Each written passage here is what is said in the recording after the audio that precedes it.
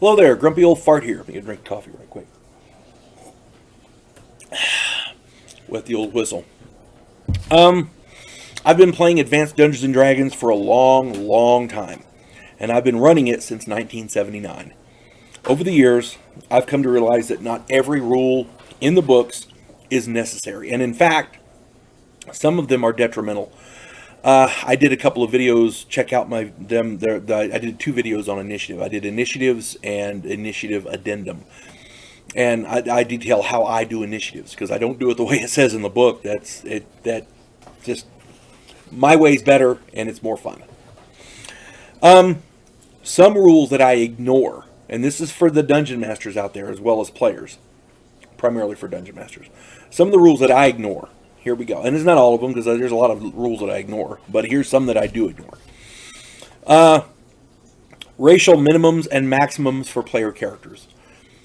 I don't like that. There are elves who simply aren't very dexterous. There are dwarves who are not very tough. There's a whole range, a whole gamut of player character abilities. Not every player is going to fit into that little mold. Make your character what you want. And if you roll if you roll a low constitution for your dwarf, live with it. Just the way it is. According to the rules, player characters of many races cannot be clerics or druids. I never liked that. I never liked that at all. As far as druids go, nature should accept everyone. If you're a living being, a natural living being, you fit in nature somewhere. So anybody can be a druid. As far as clerics goes, anybody who worships a god can be a cleric. You see what I'm saying? Gods exist where worshippers exist to worship them. If you can worship a god, you should be able to be a cleric. Okay?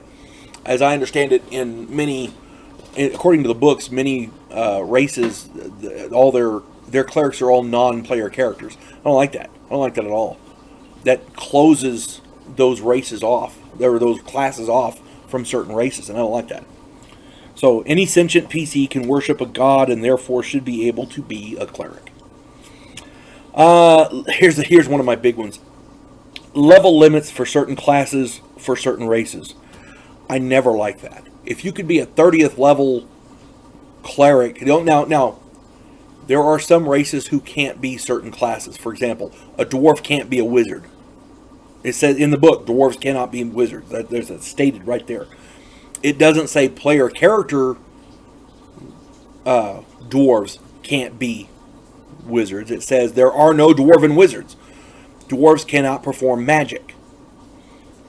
But there is a difference between clerical and wizard magic. Dwarves can be clerics, they cannot be wizards. Okay? Now, what I'm talking about here is level limits. My big argument here is, why is an elf limited to level 11 magic user when a human is unlimited? Elves live a damn long time, and elves by definition are magical. How are they limited to level 11 and humans could be a level 30? You see?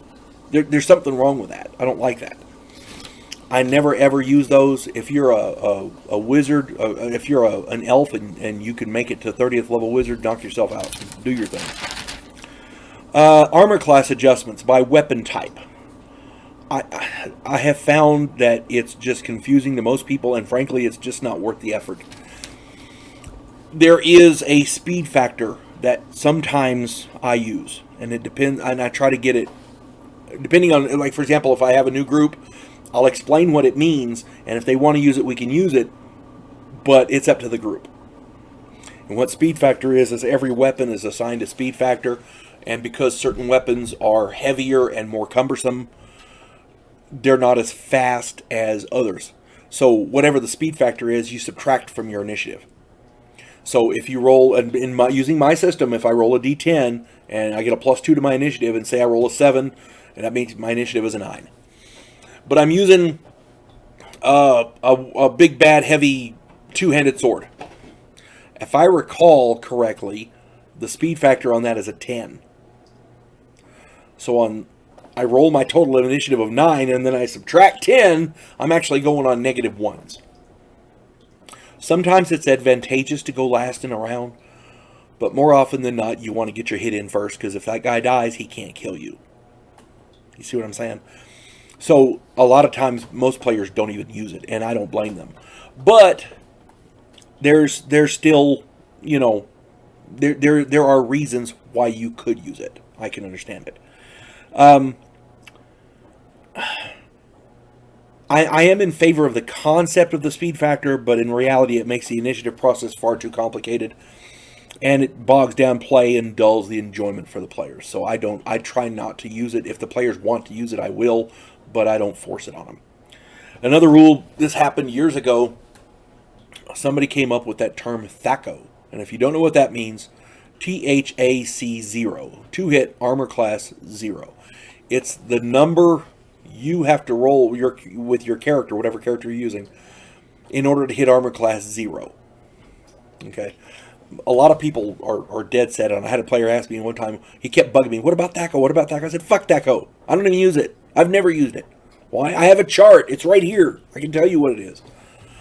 If a player is bound, determined to use THAC0, knock yourself out. I don't care.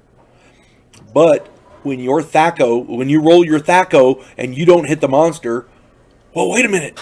You mean he's got a better armor class than 0? Yeah, you know. Again, these are rules I generally ignore in my game. Feel free to use them if you want. And again, as a dungeon master, it's your game. You run it how you want.